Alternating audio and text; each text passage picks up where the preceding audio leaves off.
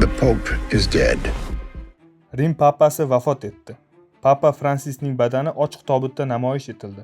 Katolik cherkovida bu tadbirning nomi Novem Diales'tir.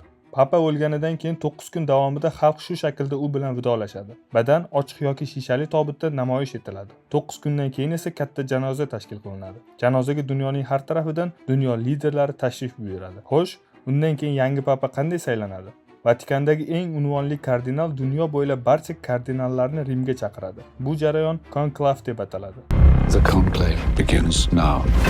Saylovdagi kardinallarga ovoz berish jarayonida tashqi ta'sirlar bo'lmasligi uchun tashqi dunyo bilan aloqasi uziladi. Kardinallar ovoz berish uchun Sistine ibodatxonasiga kiritiladi va ibodatxona eshiklari qulflanadi. Yangi papa saylovga qatnashgan kardinallar orasidan tanlanadi. Ovozlarning 3 dan 2 qismini to'plagan kardinal yangi papa bo'lib saylanadi. Sistine ibodatxonasi mo'risidan qora tutun chiqsa, kerakli ovoz yig'ilmaganini anglatadi. Oq tutun esa yangi papa saylanganini bildiradi.